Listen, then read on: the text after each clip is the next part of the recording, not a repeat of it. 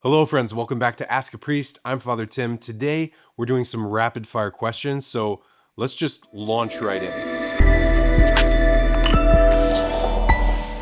Here's the first question we got. The first question is from Cynthia. Cynthia says, should we not raise our hands during the Our Father at Mass? We were told by our priest not to. Awesome question. A little bit spicy.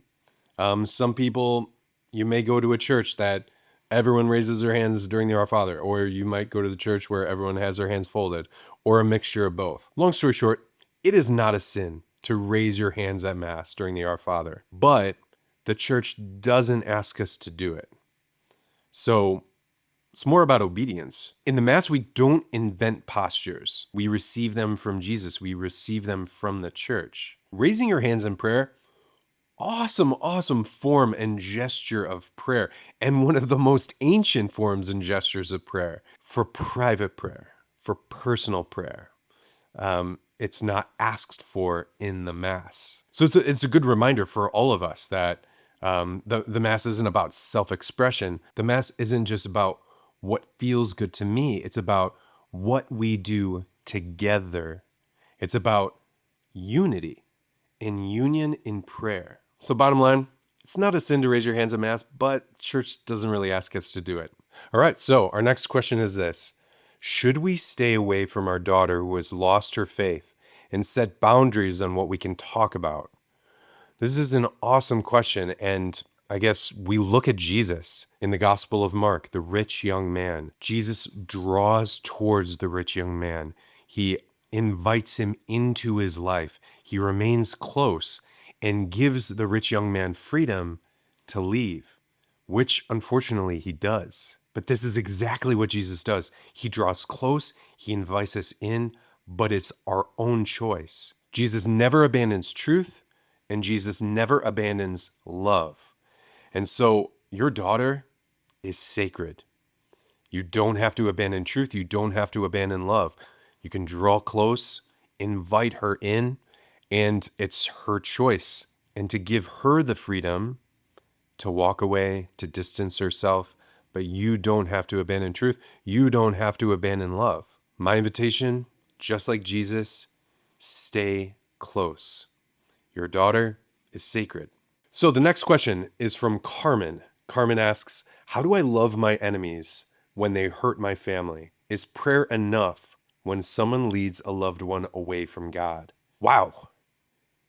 First and foremost, if your family members are being harmed or being hurt or being led away from God in a violent or abusive way, yes, physically step in. Actually step in and try to protect them. That's first and foremost.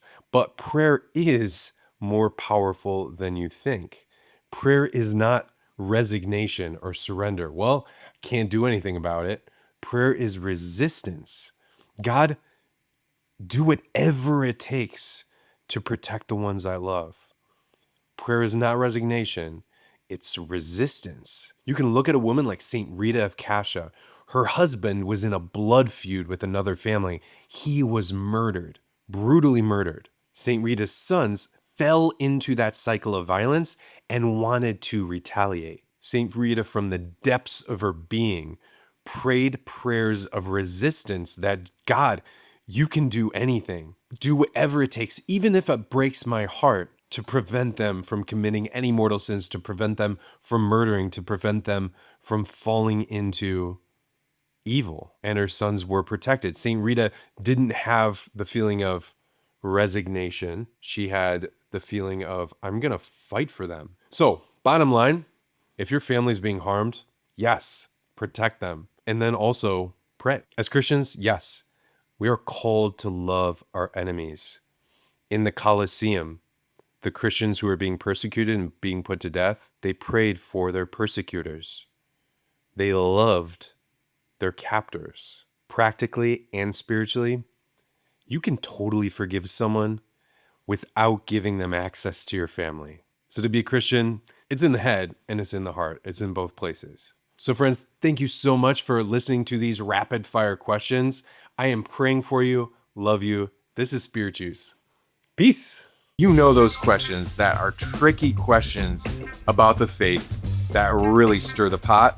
I want those. Send it to askapriest@spiritjuice.org and you might be featured on the next episode. Spirit Juice got answers. Peace.